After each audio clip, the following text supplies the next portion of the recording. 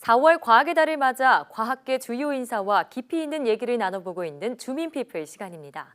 오늘은 500만 명의 과학기술인을 대표하는 한국과학기술단체 총연합회 차기 회장으로 선출된 이우일 서울대 교수와 함께하겠습니다. 어서 오세요.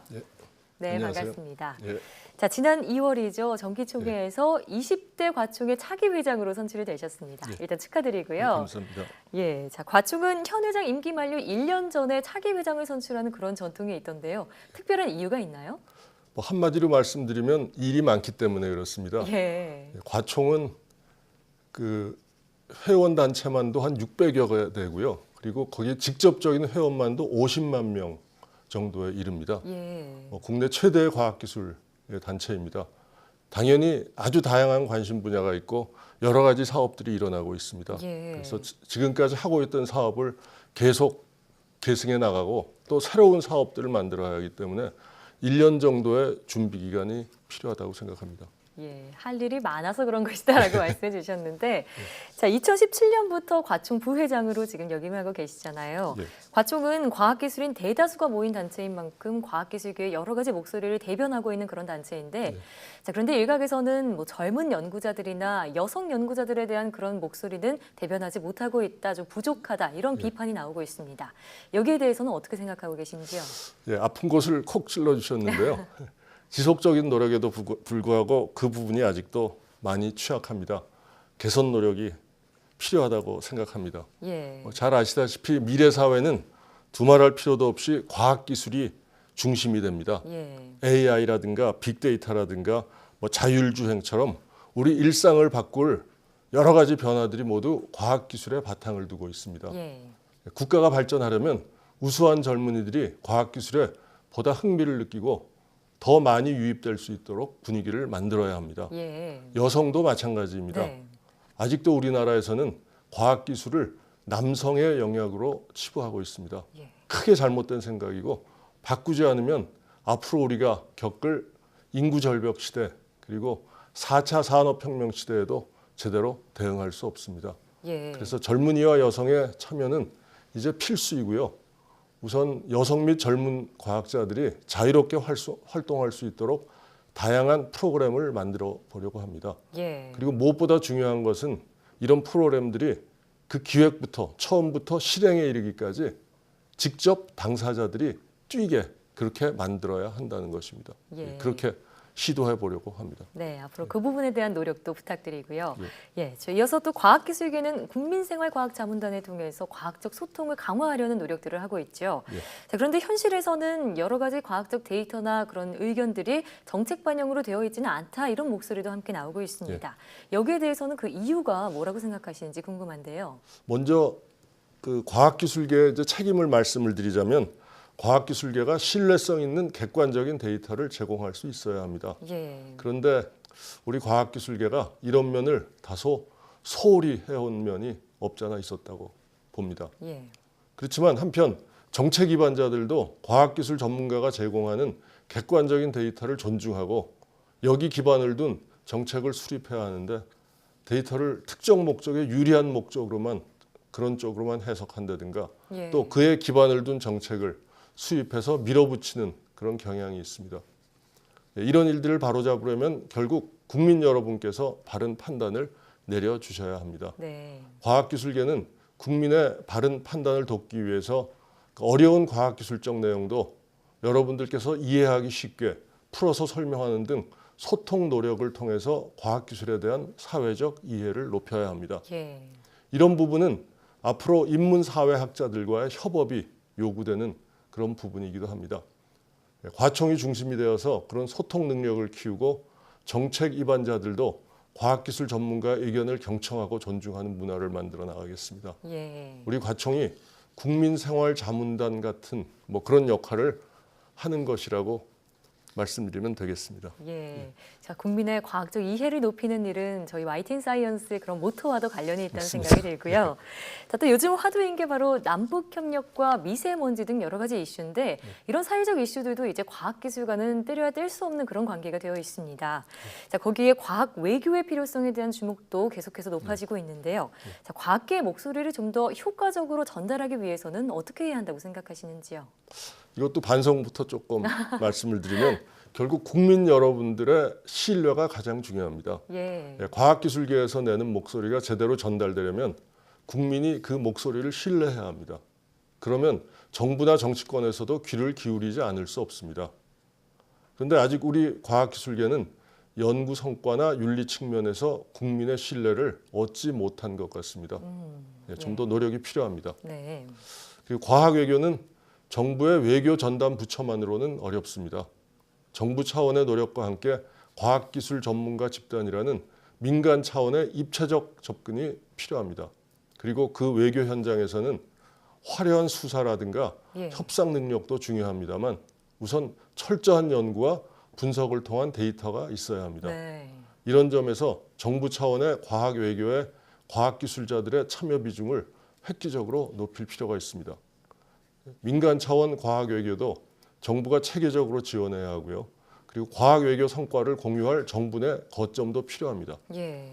과총이 방대한 네트워크를 가지고 있기 때문에 이런 네트워크를 바탕으로 민간 과학 외교의 중심이 되도록 할 예정입니다. 예, 신뢰 회복이 중요하다라는 말씀이신데 예. 계속해서 비판적인 질문을 드리게 되는 것 같습니다. 4차 산업혁명 시대를 맞아서 과학기술의 분야가 뭐 방금 외교 분야도 얘기를 했지만 전 분야를 망라하고 그 중요성이 커지고 있는데 예. 그에 반해서 현재의 거버넌스는 좀 부족하지 않나 이런 목소리도 함께 나오고 있습니다. 또 문재인 정부 들어서 과학기술 혁신본부를 만들었는데 그 역할을 제대로 하고 있느냐라는 목소리에도 좀 일견 동감하는 분들이 많은 것으로 알고 있는데요. 여기에 대해서 교수님은 어떻게 생각하고 계신가요? 예, 이 거버넌스는 물론 아주 중요합니다. 예. 과학기술혁신본부라는 새로운 조직도 그런 인식하에서 만들어졌다고 생각합니다. 또 노무현 정부 때는 과학기술혁신본부가 상당히 성공적으로 운영되었던 것도 사실입니다. 예. 그렇지만 조직이 힘을 가지고 부여된 임무를 제대로 수행하기 위해서는 거기에 걸맞은 권한이 부여되어야 한다고 생각합니다. 예. 보다 자율적이고 독립성이 강화된 예산권이 필요합니다. 또 청와대 과학기술보좌관을 수석급으로 격상시키고 최고 정책 책임자가 과학기술에 관심이 있는 것을 보여주어야 합니다. 예. 거버넌스와 함께 중요한 것은 과학기술이 정치로부터 자유로워져야 한다는 점입니다. 네. 왜냐하면 많은 과학기술과 관련된 사안들은 가치 중립적이기 때문입니다. 미국의 경우에 대통령이나 국회 자문위원회 형식으로 모든 정책과 예산이 결정되고 있습니다. 그리고 그 자문위원들은 과학기술 전문가들로 구성되어 있고 임기는 대통령 임기와 상관없이 장기간 활동을 보장하고 있습니다. 예. 뭐 이런 점들을 참고할 필요가 있다고 생각합니다. 네, 독립성이 강화된 예산안의 중요성 말씀을 하셨습니다. 자, 올해 또 정부 연구개발 예산이 20조 원을 돌파했습니다. 하지만 아직까지는 그 예산 대비 결과를 체감하지는 못하고 있고요. 또 뿐만 아니라 앞서 뭐 신뢰 얘기를 말씀하셨는데 최근에 연구자들의 연구윤리 부정 문제가 좀 부각이 되면서 이 예산안에 대한 그런 신뢰성, 불신에 대한 얘기도 좀 나오고 있습니다. 연구개발 정책은 어떤 방향으로 나아가야 할까요? 뭐 지금 방금 말씀해 주신 것과 같이 그동안 국가 연구개발 예산은 지속적으로 증가해 왔습니다. 예. 그럼 뭐 당연히 국민 세금을 쏟아붓는데 도대체 무슨 성과를 거두고 있는 것인가 회의적인 시각이 나오는 것도 어찌 보면 자연스러운 일입니다. 예. 그렇지만 연구개발은 이렇게 비유를 드리겠습니다. 마치 아주 맛있는 요리를 하나를 개발하기 위해서 수많은 시행착오를 겪어야 하는 것과 비슷합니다. 네. 다시 말씀드리면 축적이 필요합니다. 올해 왕창 투자한다고 해서 그 결과가 내년에 당장 나오지는 않습니다. 예. 구미의 여러 나라는 19세기 후반부터 그리고 일본은 예를 들어서 20세기 초반부터 꾸준히 투자해 왔습니다. 그런데 우리나라는 1960년대 이후부터 비로소 투자가 조금이나마 시작이 되었고 네. 본격적인 투자는 1990년대 중반 이후부터입니다.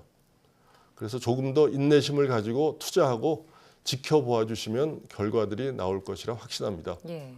물론 뭐 정량적인 지표 일변도로 흘러가고 있는 평가와 관련된 문제같이 고쳐야 할 점들이 많이 있습니다. 네. 그리고 말씀하신 윤리 문제는 뭐 유구무원입니다. 바뀌어야 합니다. 그렇지만 변명을 조금 하자면 과학기술 윤리 문제로 지적된 경우는 전체 연구 과제가 5만여 개가 있는데요. 그것 전부 다 감사한 결과 0.4% 정도에서 발견이 되었습니다. 네, 매우 소수란 말씀이시죠. 예. 그래서 소수의 잘못을 두고 연구자 모두를 예방적인 차원에서 규제하면 자유롭고 창의적인 연구 풍토가 자리 잡기 어렵습니다. 그래서 잘못은 물론 일벌 100개 해야 됩니다. 예. 지금보다 더 강하게 벌하되 자유로운 연구 환경을 저해하지 않는 그런 그 풍토를 좀 만들어 주셨으면 합니다. 네, 그러니까 연구자의 도덕적 해이 문제에는 무관용 원칙으로 대응해야 한다 이런 예, 말씀이시고요. 그렇습니다. 자, 또 교수님은 과총 회장 출마 소견서에 소통과 융합을 강조하시면서 과총의 체질 개선이라는 말을 언급을 하셨습니다. 자, 임기 시작하려면 약 1년 정도 남아 있는데요. 앞으로 어떻게 과총을 꾸려나갈 계획이신지요? 예, 그 아까 말씀드린 바와 같이 지금 우리 사회는 어느 때보다도 과학기술의 중요성이 부각되고 있습니다. 네. 우리나라는 뭐 차세대 성장 동력의 부재를 걱정하고 있고요. 그리고 미세먼지 같은 환경 문제, 그리고 에너지 문제에 직면해 있습니다. 또 AI로 대표되는 정보기술, 그리고 바이오 기술의 발전이 경제, 사회 전반에 걸쳐서 근본적인 변화를 일으키고 있습니다. 이러한 변화의 중심에는 바로 과학기술이 있습니다. 예. 그래서 이런 불확실과 혼돈의 시대에서 과학기술의 역할이 어느 때보다도 더 중요합니다. 과학기술인들의 소명의식과 역량 결집이 더욱 절실한 이유입니다. 네, 그렇습니다. 과총이 학회의 단순한 집합제였다면 앞으로는 유기적인 연결체로서 거듭나야 합니다. 그래서 과총이 여러 면에서 플레이그라운드, 다시 말씀드리면 놀이마당이 되도록 만들겠습니다. 예. 세대 간에, 분야 간에, 지역 간, 국가 간, 학문과 산업 간, 그리고 과학기술계와 사회 간에 사람과 지식이 교류되는 그런 마당이 되도록 거기에 필요한 프로그램을 만들려고 합니다. 예. 그리고 이러한 변화를 위해서 과총 운영에 과학기술 현장의 목소리를 반영한다든가 젊은 세대들을 적극적으로 참여시키려고 합니다. 또 지역을 활성화해서 혁신의 거점이 되도록 만들겠습니다. 예. 학문 분야 간 산업과의 협력을 제대로 일어나도록 만들려고 합니다. 그리고 무엇보다도 사회와의 소통에 노력하겠습니다. 네. 그리고 거기 덧붙여서 지금 2021년 완공을 목표로 재건축을 추진 중인 과학기술회관 본관이 있는데요. 예. 그 건설을 차질 없이 진행해서 제가 말씀드린 이런 여러 가지 사업들의 중심이 되도록 활용하겠습니다. 그리고 이러한 일들이 성공하려면 과학기술에 대한 국민 여러분들의 관심과 애정이 필요합니다. 맞습니다. 모든 일은 사람이 하는 일입니다. 그리고 과학기술도 예외가 아닙니다. 네. 그래서 앞으로 더더욱 애정과 관심을 가지고 지켜봐 주시면 감사하겠습니다. 예. 자, 앞으로 2020년부터 3년간 과총을 이끌어 주실 텐데요. 예. 이 과학기술계를 잇는 플랫폼이 되겠다, 모든 예. 영역을 이끌도록 하겠다라고 밝힌 그런 포부 꼭 예. 이루어주시길 부탁드리겠습니다. 감사합니다. 예, 지금까지 한국과총의 차기 회장으로 선출된 이우일 서울대 명예교수와 얘기 나눠봤습니다. 오늘 말씀 고맙습니다. 네, 감사합니다.